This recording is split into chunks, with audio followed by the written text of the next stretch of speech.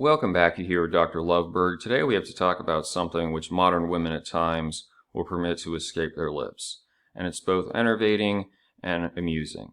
I'm sure you've heard a variety, but just to break it down, Oh, men, they only want one thing. ostensibly, females have the tremendous, deeper commitment to love, emotion, and desire, whereas men, they're just trying to get deeper into one place. Women are the ideal, men are the rutting hogs in heat. Actually, can men be in heat, or is that a female thing? It's like chemical, biological. Screw it.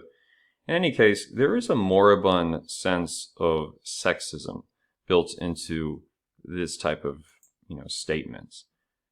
Because it implies that men don't have the ability or desire for something more sincere and connected, which is really untrue. Most are not going to disagree with me, even women, that men are the true romantics. At least they believe in the romantic notion more than women actually do in effect once you're in the relationship.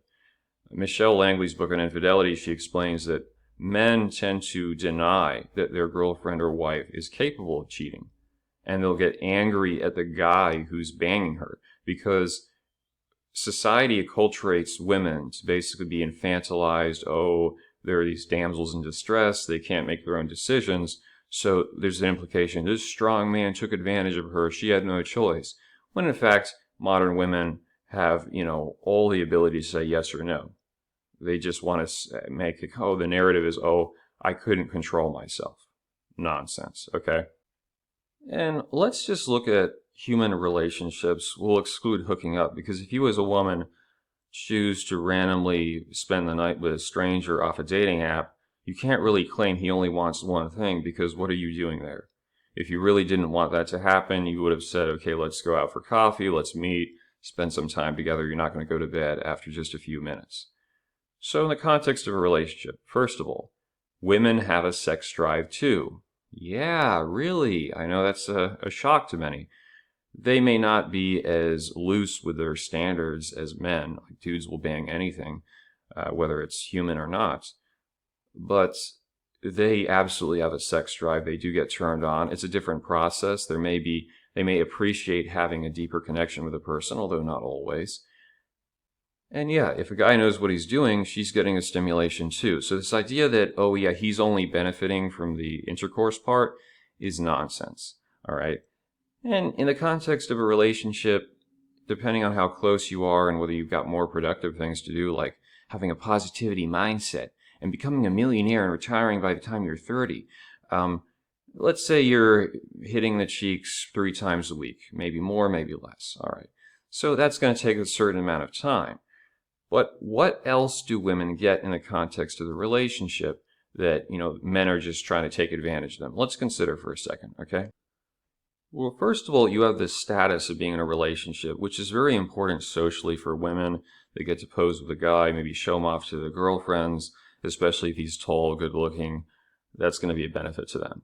So right there, big bonus. Secondly, all of the social and emotional validation and support. She feels bad. He needs to listen to her. All the talking through things. I think this was discussed in the Men Are From Mars, Women Are From Venus book, which is quite good. But in one of my first relationships, this chick would get me a couple times on the phone for like 2 or 3 hours, talking about nonsense, just going through the same subject again and again, reaching the same conclusions. Oh man, this is such a great conversation. Absolutely nothing. And at a certain point, I said, no, I'm going to put a stop to that. We're not going to talk every freaking night, and I'm not going to stay on the phone more than 20, 30 minutes because then you're losing a lot yourself. So if you sit and you talk to a girl for so much time and you entertain her and then, okay, you go to bed, well, she's gained a lot more overall from that interaction than you have. Let's just be perfectly real. So the idea that, they're just taking advantage of us, is complete nonsense. And I think that most people would actually come to that conclusion if they're operating in good faith. And certainly, depending on how serious the relationship is, you're going to have the guy, paying for dinners. Maybe you split it 50-50, but you're still getting stuff half of the time, right? He might get you presents. If you get married, which is the ultimate goal, Now he's in a legal contract with you. He is financially responsible for you. You can take half his stuff. Even in some cases where she makes decent money, he'll still pay child support if you have kids. So overall, I would say women are doing fine. And this is really just more of the kind of miffed attitude of someone who probably didn't manage to get him to sign the contract. That's my theory, okay? Let's be perfectly real for a second. I mean, when you look at it, you're saying you do all this stuff, but I couldn't get him to marry because it's the only real control a man has. You listen to these red pill clowns. Oh yeah, maintain frame. You can game your wife. No, you can't. The only real power or leverage a man has is to say no, and I'm leaving. And it's not really power because you lose authority over the relationship ultimately. Like if she absolutely wants this and you say no, she's going to go find someone else if she wants to get married. So there's very limited strength a man has. Women are far superior as far as social graces, emotional intelligence. That's why most dudes that think they're using game, it's like a guy said on a Black Pill stream, you think you're a player. You are playing her game. You are basically there for her entertainment. It's not that complicated if you look at human history and you understand how well evolved women are for maybe less direct confrontations, for using words, for using emotions. I mean, most dudes are no match for that, period. So this is really just a kind of sour grapes attitude when you hear this statement.